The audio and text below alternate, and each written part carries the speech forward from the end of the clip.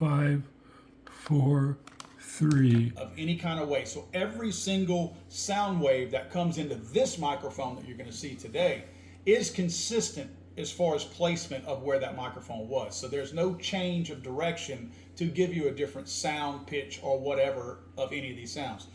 But this is going to spell out not just that the first 5 rounds were from the same distance. I'm not saying the same rifle. I'm not saying the same rifle. I'm saying the same distance. Meaning that if Crooks were on top of that building further east on that building, and just to the west of him out of that window was somebody else shooting, that is roughly that same distance, roughly between 400 and 450 feet.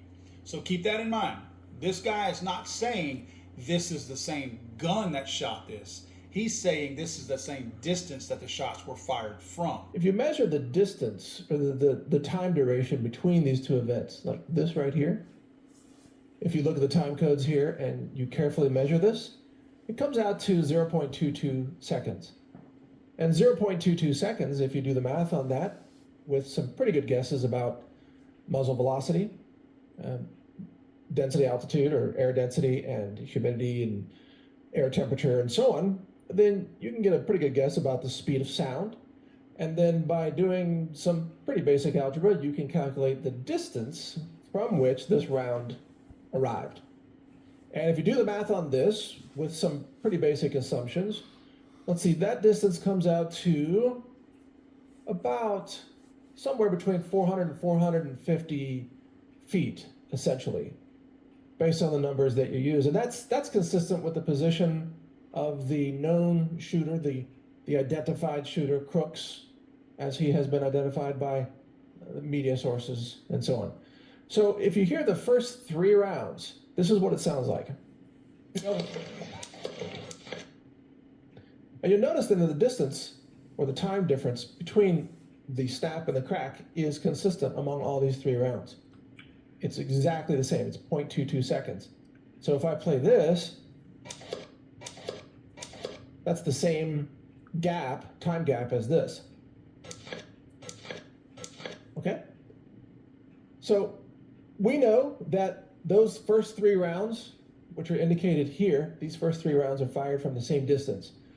And they sound like the same rifle. They have about the same sound quality and sound signature. My initial analysis focused on these first 3 because I was trying to identify what's the distance of the shooter, the shooter that got off the first rounds. And that question was definitely answered. But we're going to focus on these things right here. So listen to it at half speed. Never do these 3 things if you suffer from dust mite allergies. First, never make your bed in the morning. When you make your bed right away, you trap the moisture from last night, creating a perfect... So I think he's pretty accurate in that. Again, it's likely that these came from the same very much distance and likely the same caliber too, because they do have a very similar pitch. So we have that out of the way. Again, not saying it's one gun, could be 2. This next one is a little bit different. Now I want you to pay particular attention. Remember, the first grouping that he sees from 1, 2, 3, 4, 5 were 0.22 seconds apart between the crack and the report of the gun. Now, just real quick, just so people understand what he's talking about here. When you're shooting a supersonic bullet that travels faster than the speed of sound, if you're on the other end, the bad end of being shot at, the bullet's traveling faster than the speed of sound, so you're actually going to have the crack of the speed of sound, of the bullet breaking that speed of sound as it gets to you or gets close to you. You'll hear that crack first of it breaking. Then that sound is traveling, because remember, the sound is traveling slower than the speed of the bullet. Then the sound of the report of the firearm gets to you. So you have the crack, and then you have the sound of the gun. That's the order that he's going to be explaining this, so just keep that in mind. So you would expect that right here, this must be round number 6, is what you're probably thinking, right? So let's listen. Is this round number 6? Does this have snap boom? Let's listen. Whoa, that's not snap boom. That's snap snap. Wait a minute, what's going on? That's actually 2 incoming rounds. These are the 2 more incoming rounds that we just heard, 2 snaps. You notice how they're much closer together. So that is not, we haven't yet heard the report of the rifle, have we? We've heard 2 incoming rounds. Got it? Okay, so after that, we hear 2 reports. Got it? This snap, this boom. And this distance right here can tell us, this time gap can give us an estimate of the distance or of this shooter. And that snap and that report in this normal speed audio file, they're not 0.22 seconds apart. They're 0.36 seconds apart. Or that's almost twice the time gap between the snap and the report.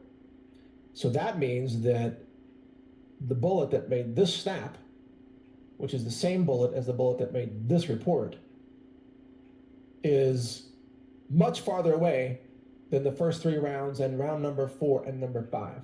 Just ballpark, if we were just take a rough guess, if it's about twice the time distance, you might suppose it's a little bit less than twice the actual ground distance. So maybe that's 800 feet or give or take. We'll actually do the math and we'll get the right number on that, but it's not 400 feet. That's the 6th round. So already he has pointed out a second distance, not a second gun. He's not talking about type of gun or anything like that. He's not telling you what the guy shot. He's telling you where they shot from, which is kind of what we want to know, right? I mean, we do want to know caliber and all that too. They're hiding all the spent casings and all that kind of stuff from us. But at least if we know the distances, this is not something that the government can hide from us. Now we're starting to realize that some of this stuff simply doesn't add up. If there was only one shooter, as the government mentions, and the only other person who pulled a trigger that day, according to the federal government, was the counter sniper team that fired 1 shot, and in this string of shooting that we're looking at now, he's not fired a shot yet. So his time hasn't come. This is all, everything we're looking at here is all supposed to be crooks. The one shooter, as the government calls him, has fired all of these shots up to now, right? So keep that in mind. So just to recap, we're at a point where the first 5 shots were approximately 400 to 450 feet away based on algebra, math, right? The 6th shot was 0.36 seconds between the break of the sound barrier and the crack of the gun, or the report of the gun. That's roughly 800 feet. There's no way that 6th shot was fired on top of the same roof that Crooks was on. That roof is not big enough. He could have gone to the opposite end of it and not gotten 400 feet away. Now, why does that matter? And why did I not say emphatically that there wasn't anybody on that water tower? You know why? Because I pulled numbers on the water tower and how far it was from that microphone that we got that audio from right in front of Trump. Using Google Earth, which anybody out there can go do this themselves and pull these numbers up and get this exact same number yourself. That's the water tower over to the right. It's pointing directly at that yellow line, ends right in front of Trump. That distance is 245 meters, which comes out to 803 feet. Didn't we just get through saying that the distance of that 6th shot was 800 feet? And the water tower is 803 feet. Now, granted, the water tower is higher. This does not take into account that elevated area, so I don't know the additional feet going up that angle to the top of the water tower, but certainly from the base of the water tower to the microphone in front of Trump, it's 803 feet. My point is, there could have been somebody at the water tower. I just can't confirm that black blob on top of it that's moving all over the place and deforming itself was an actual person. But I certainly am not sitting here telling you there was nobody on the water tower somewhere. I just got my limited edition Never Surrender coin, and it's even better in person than I expected from the video. What you're going to hear in this group is bullet 7 arriving, the rifle report of the shot of number 6, and then the rifle report of the shot of bullet 7. Listen to this.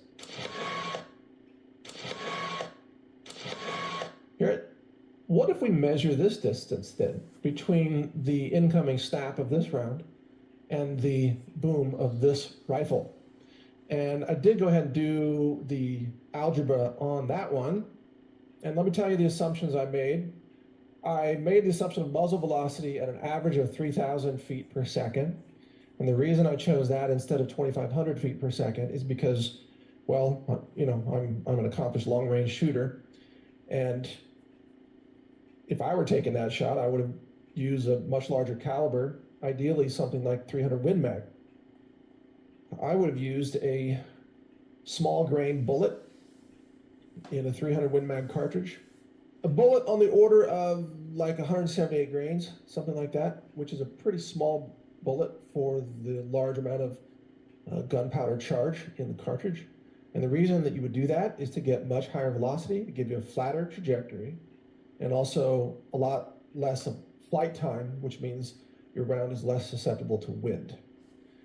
And anyway, with that assumption at 3,000 feet per second, then that distance comes out to, if I did the math right, 1,386 feet, not yards, but feet. So let's just round that to 1,400 feet away. So that's crazy. That's not the sniper shot yet, guys. This entire string of shots that we just talked about up to now still don't include the sniper shot. So now we have an additional shot in addition to the two places already. Remember, one's 400 feet away, one's 800 feet away. Now we're 1,400 feet away with another shot that's not the counter sniper team. That raises a lot of questions for me because that's a tremendous distance away from everything else that we've been looking at up to now. Heck, the water tower was far away, if you ask me, as far as the proximity of where these shots are likely to have come from. Now we're talking about 1,400 feet away.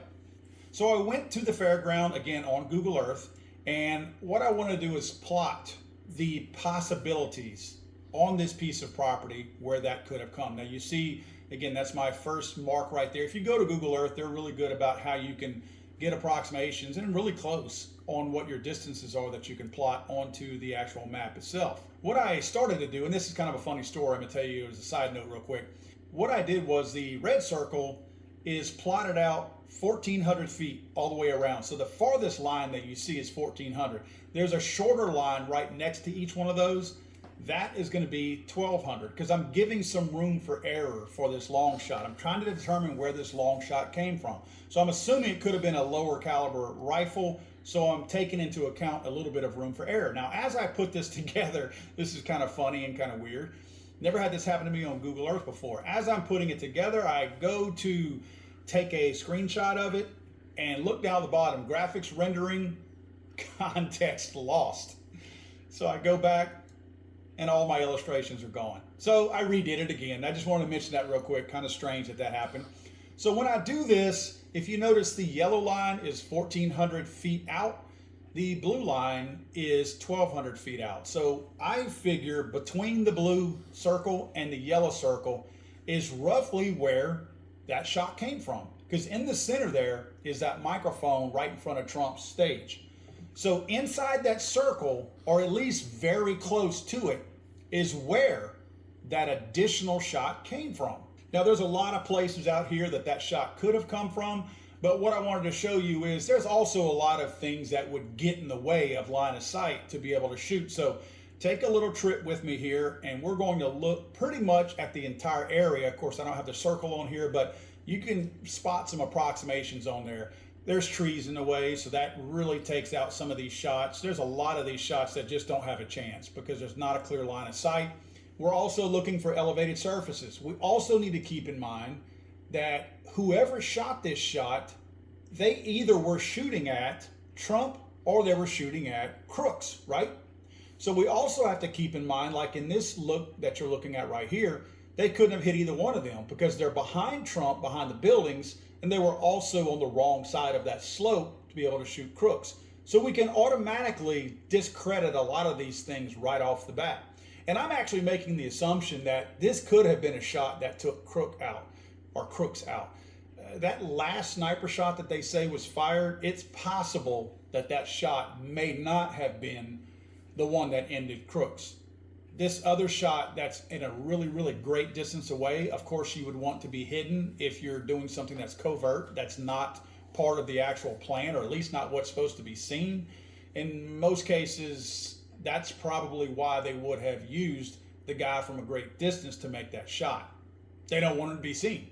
So if I come around to the backside of that warehouse where Crooks was on, again, he was on that downside slope on this side of it. The picture that you're looking at right here, Trump is going to be up north from us where those lines go to. You see the water tower there. This is one of the only, and if you want to call it a line of sight, this barn right here in front of you. I see this barn and I'm like, well, maybe that's an elevated surface, even though it's an unsafe elevated surface. But it still doesn't have a clear shot to Crooks as far as being on the backside of that building, because the rest of the building blocks it. So what I did is I went and I plotted some additional lines on this map. You'll see these red lines. These red lines are lines to Crooks, okay? We're going to assume that that shot possibly could have been meant for Crooks, not for Trump. Because by this time, all the shots going at Trump were already done. By the time we got to that 6th or so shot, there wasn't another shot that went towards Trump. The 5th or 6th shot was the last one that impacted anything nearby Trump. So we have to assume that those other rounds went somewhere else. Where would they likely be? Again, only 2 people were being shot at this day, Trump and Crooks. So let's assume those shots were going at Crooks. That's where I drew these red lines. I drew essentially so you could see where the shot likely would come from a rifle effectiveness. Anything further than that would have been blocked by almost everything out there. So again, if we're going to tour this area, let's look at some possibilities here. This shot right here from this barn would have shot across the entire audience towards Crooks and right in front of Trump. As I circle around, there's not much more of this. That either had a clear line of sight, you see trees in the way, you see a number of things in the way like buildings, whichever. So if somebody was shooting a gun from 1,400 feet away at Crooks, that's what the red line designates. And you see a lot of stuff in the way, a lot of stuff, not clear lines of sight towards Crooks, except when I look across the street from where the Trump rally was. That's the building that Crooks was on. And look at the red line right in front of us coming towards us. We're backing up here to a building across the highway from where Crooks was. You see the side of one tree in the way. I'm not saying this is where somebody was shooting from. I'm telling you that this is an elevated surface with a clear line of sight straight across that field. No body likely in the way and nothing likely in the way. And it meets all the requirements as far as elevated surface and the distance required for it to have met that microphone in the right amount of time to equate to 1,400 feet from that microphone. So this fits into the distance that a round could have been effective to take Crooks out and meets the mathematical distance necessary for the microphone audio to give us this distance. Am I saying that's where a round came from? I'm not. What I'm telling you is somebody shot a round, one round, from 1,400 feet away from the microphone sitting right in front of Donald Trump. And that round did not go into the crowd. That round went somewhere else. And I got to repeat, only 2 people were being shot at that day, Trump and Crooks, according to the Secret Service. These people are not answering our questions. We should be loud. We should continue to ask these questions, because this is one of 2 things, guys. This is either a screw up or it's a cover up. It could be both. Either someone screwed up and completely failed, and they don't know what's going on, and their report that there's a lone gunman is a flat out lie, or they could be too stupid and just not know. And I don't believe that. I don't believe they're that stupid. These are very intelligent people that have these jobs. I think they know there was more than one shooter. Either their guys, they had more people shooting at Crooks and they're just lying about that, or there were more people shooting in Trump's direction also.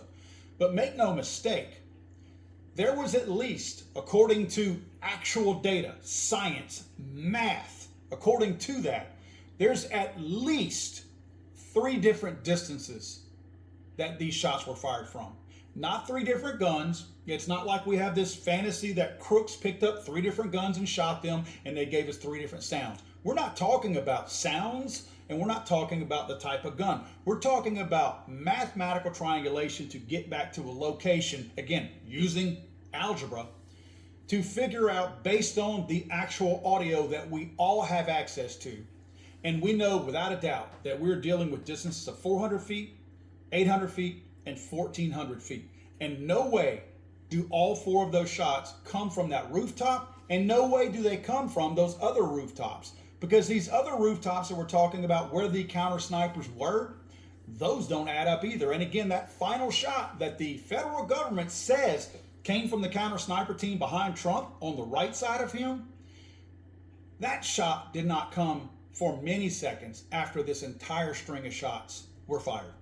Guys, please like, subscribe, share. These videos don't last very long. I'm seeing a lot of guys that are doing the same thing, that they're getting their videos taken down. So please subscribe if you don't mind. That certainly helps the channel. Certainly pushes these videos up into the recommended videos.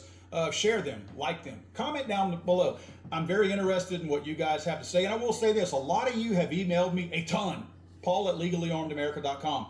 You guys are emailing me, and I'm getting a lot of information from you guys. This is not all stuff that just I'm compiling. You guys are sending me via the comment section on YouTube and through email a lot of information, and I'm running that down. I'm staying up all night long following the leads that you guys are sending, and a lot of it is good stuff and very valuable information that I'm applying in these same videos. So guys, please keep that coming.